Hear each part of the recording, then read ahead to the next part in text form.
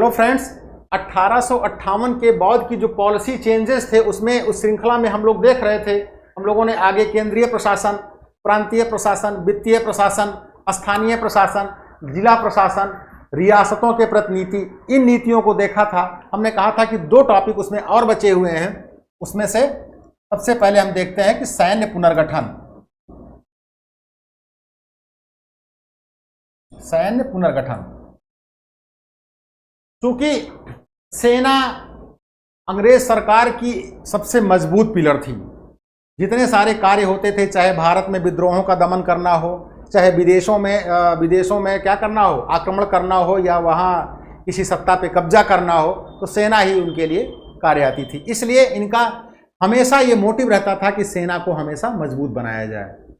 सेना को मजबूत बनाने के इन लोगों ने लगातार प्रयास किया। उसी बीच में 1857 का विद्रोह हो गया। अच्छा, हमने वो इसका बैकग्राउंड बता ही दिया है कि जितनी नीतियां कार्य कर रही उसके पीछे मूलतः दो बैकग्राउंड कार्य करते थे। एक तो 1857 का कटु अनुभव, और दूसरा अन्य उपनिवेशवादी ताकतों से अपने साम्राज्य की सुरक्षा करना। ये दो मोटिव थे जो इसके पीछे कार्य कर रहे थे। 1857 का जब विद्रोह हुआ था, अब हमको देखना है कि सैन्य नीतियों में जो परिवर्तन किया है वो किस प्रकार से किया है इन्होंने।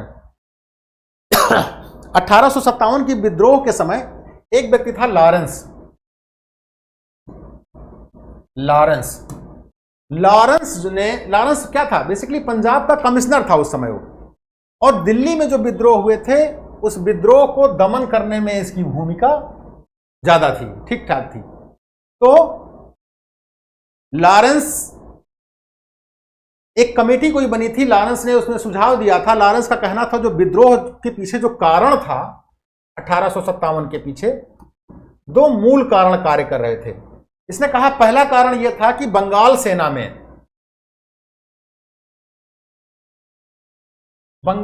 में जो भातृभाव था आपसी, वो दूसरी चीज होमोजेनिटी, मतलब एक रूपता, एक टाइप का। उसने कहा था दूसरी जो चीज थी वो क्या थी? होमोजेनिटी।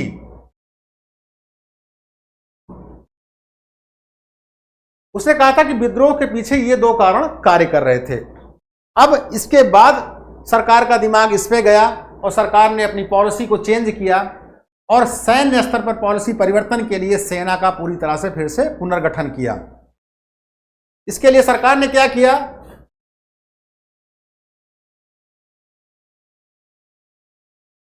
सैन्य पुनर्गठन। अपनी जो सेना थी उसको किस प्रकार से बनाया?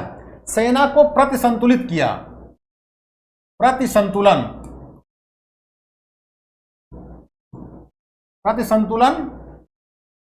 प्लस विभाजन, मतलब जातीय विभाजन।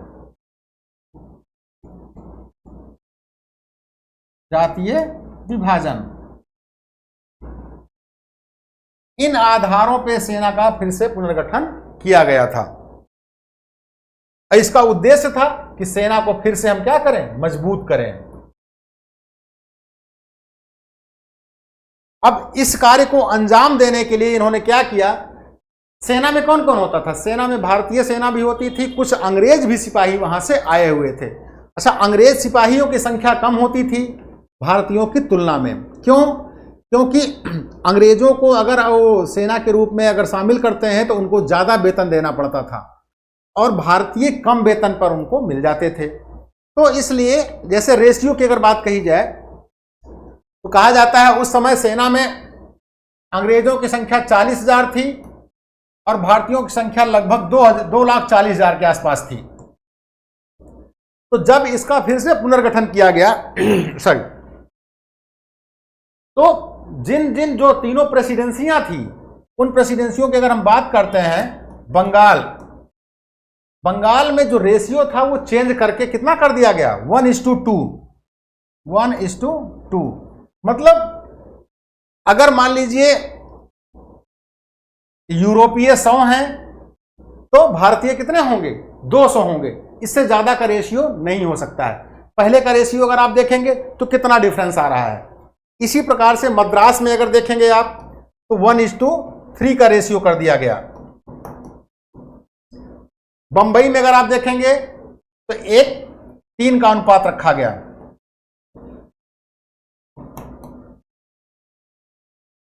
मतलब सेना का प्रति संतुलन इस प्रकार किया गया कि जो टुकड़ी बनाई जाएगी उस टुकड़ी में क्या हो, भारतीयों की संख्या को कम किया गया और यूरोपीय सैनिकों की संख्या को बढ़ाया गया, पहली चीज। दूसरी चीज, जितने सारे इंपॉर्टेंट डिपार्टमेंट थे महत्वपूर्ण, जैसे कि तोपखाना विभाग हो गया, तोपखाना हो गया, और एक जो राइफल वाला होता है उसका कुछ नाम है स्पेशल, सैन्य शब्दावली मुझे एग्जैक्ट नहीं याद आ रही इस समय, जो सिग्नल विभाग होता था, तोपखाना, सिग्नल हो गया, इन्फेंट्री क्या बोलते हैं उसको, इन्फेंट्री शायद। तो इन विभागों में जो इंपॉर्टेंट डिपार्टमेंट थे, भारतीय सैनिकों को कोशिश की गई कि उनसे दूर रखा जाए।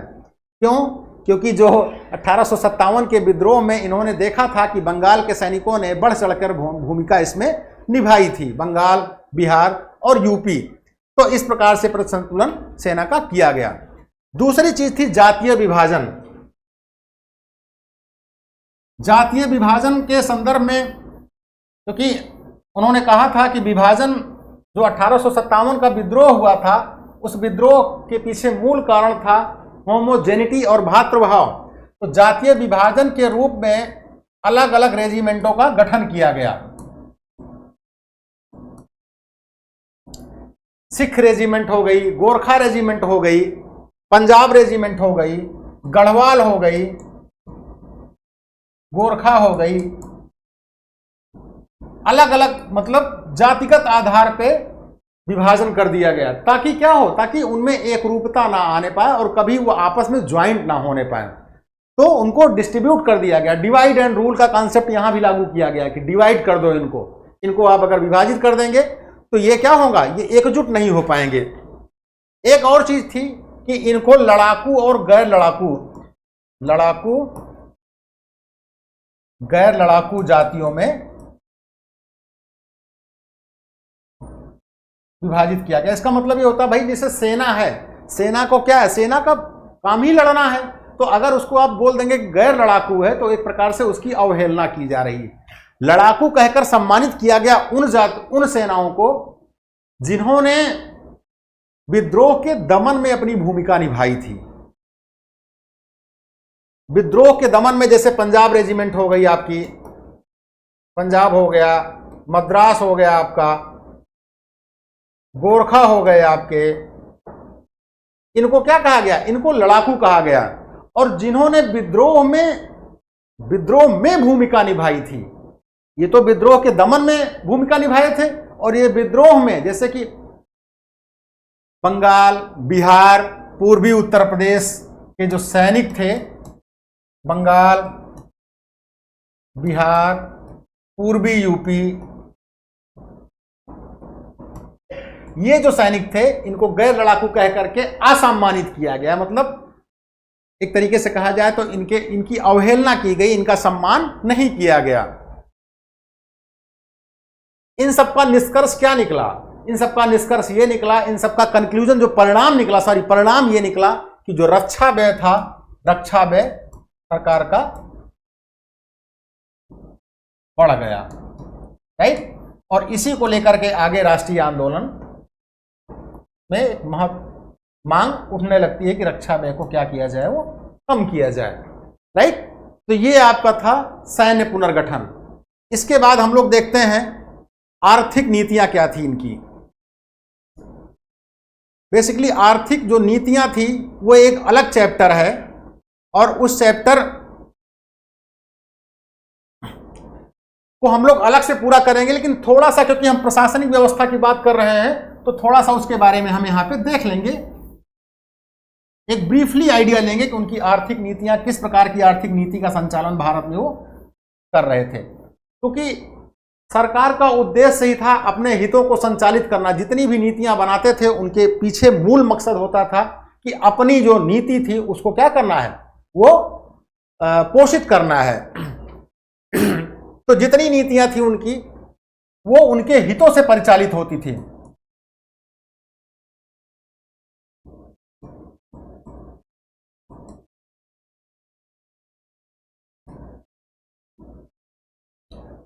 अंग्रेजी सरकार के हितों से परिचालित होती थी।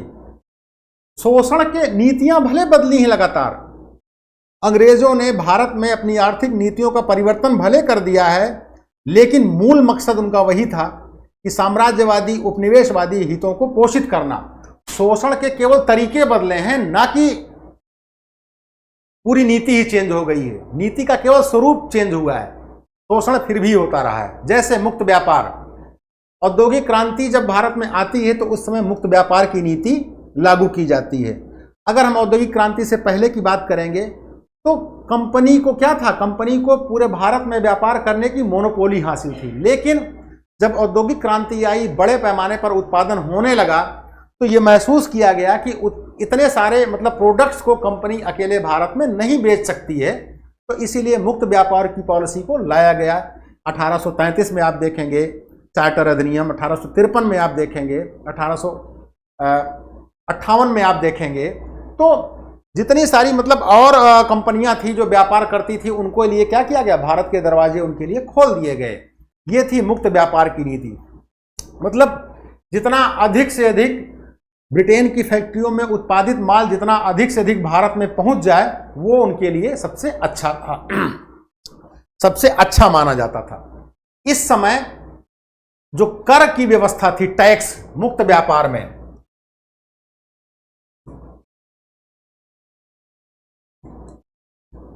जो टैक्स की व्यवस्था थी, अन्य सारे देश जहां पर औद्योगिक क्रांति आगे बढ़ रही थी, उन देशों ने क्या किया, उन देशों ने अपने यहां संरक्षणवाद की पॉलिसी लगाई, प्रोटेक्शन। संरक्षणवाद की पॉलिसी में क्या किया, टैक्स को बढ़ा दिया, टैक्स को प्लस कर दिया, या टैक्स इतना ज्यादा कर दिया कि अन्य देश के व्यापारी उनके देशों में ना जा पाए, राइट। लेकिन ब्रिटेन ने भारत में क्या किया, भारत में टैक्स को समाप्त कर दिया, या बिल्कुल नॉमिनल कर दिया कि सारी कंपनियां ब्रिटेन की जो हैं वो भारत में क्या करें, वो चली आएं, राइट। तो भारत में इस प्रकार, अच्छा, भारत से बाहर जो सामान जाता था, बना बनाया सामान जाता था, उस पर जो है भारत की फैक्ट्रियों में सामान तैयार होकर के बाहर विदेशों में जाता था, उस पर इन्होंने क्या कर दिया, उस पर ज्यादा टैक्स लगाया ताकि वो सामान बाहर ना जाने पाए। और जब वही कच्चा माल जाता था तो टैक्स जीरो कर दिया कि भाई जाने दो। तो फिर हम लोग कभी इसके बारे में, मुक्त व्यापार की पूरी पॉलिसी है उसके बारे में देखेंगे। कहने का मतलब यह था कि उस समय मुक्त व्यापार की नीति कार्य कर रही थी। दूसरी एक पॉलिसी थी वित्तीय पूंजीवाद। वित्तीय पूंजीवाद, वित्तीय पूंजीवाद का मतलब होता है सीधा सा कि पैसे से पैसा कमाना। कंपनी ने जितना धन यहाँ पे कमाया था उसको भारतीय व्यवस्थाओं में इन्वेस्ट करती थी, निवेश करती थी, और उससे और अधिक मुनाफा कमाती थी। तो वित्तीय पूंजीवाद की व्यवस्था यहाँ पे संचालित होती थी। उसका सबसे बड़ा एग्जाम्पल रेलवे है। रेलवे हो गया, अफीम के बागान हो गए, रबड़ के बागान हो गए। तो इन बागानों में सरकार क्या करती थी, पैसा निवेश करती थी और उससे अधिक मुनाफा कमाती थी। ये था आपका वित्तीय पूंजीवाद। तीसरी चीज रेलवे। रेलवे के पीछे मूल मकसद क्या था, रेलवे की स्थापना के पीछे मूल मकसद भारत का शोषण करना था, आर्थिक और सामरिक हितों को संचालित करना था, आर्थिक व सामरिक हित, पहली बात। दूसरी बात, इसी समय जब भारत में रेलवे की स्थापना हुई थी, इसी समय ब्रिटेन में छोटी लाइनें पहले हुआ करती थी, उस छोटी लाइन को बड़ी लाइन में तब्दील किया जा रहा था। कि नैरो गेज को मीटर गेज में, या मीटर गेज को ब्रॉड गेज में तब्दील किया जा रहा था। तो जो उनके यहाँ जो इंफ्रा था, जो डिब्बे थे रेल के, जो इंजन थे, वो क्या हो गए, वो बेकार हो गए। तो ब्रिटेन का कचरा एक प्रकार से कहा जाए तो भारत मिला करके डंप किया गया। ब्रिटेन का जो कचरा था वो भारत में डंप किया गया, राइट।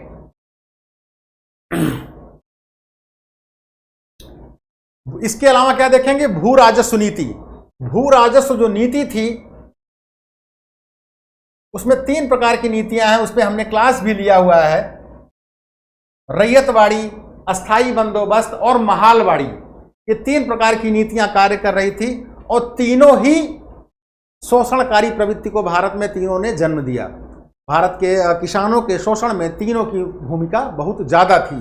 इन्होंने क्या किया, इन्होंने पूरे भारत को 2 वर्ग में बांट दिया था।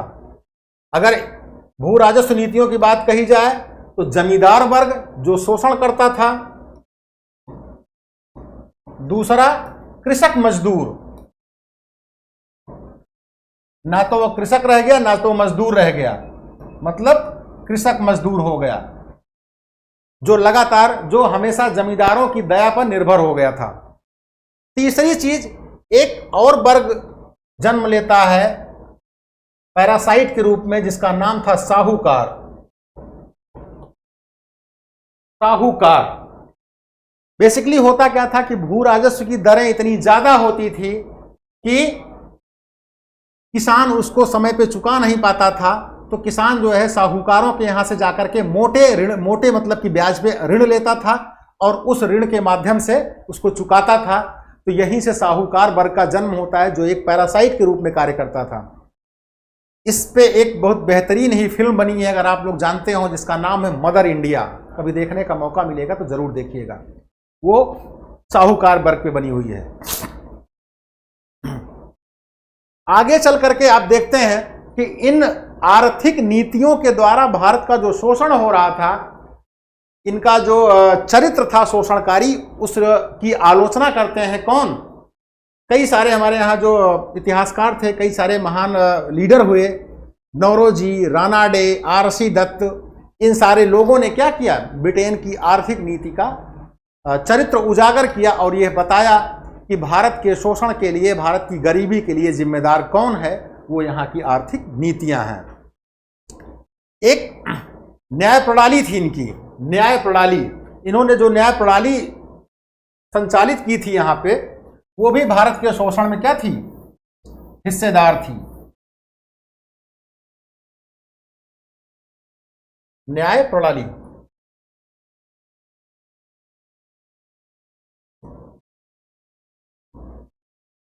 क्यों? क्योंकि उस समय क्या था कि जो न्याय व्यवस्था थी वो बहुत ही महंगी थी और बहुत लंबी चलने वाली व्यवस्था थी।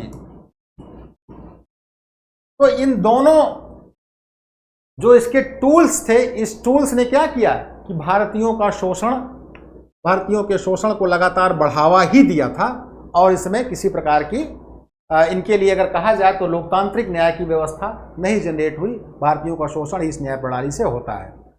तो हम लोगों ने अपने इस वीडियो में क्या देखा कि 1858 के पश्चात अंग्रेज सरकार ने अपनी नीतियों को भारत में किस प्रकार संचालित किया। ये इस श्रृंखला में हमने 2 से 3 वीडियो बनाए हैं, जो उम्मीद करता हूं कि आपके लिए लाभकारी होंगे। धन्यवाद।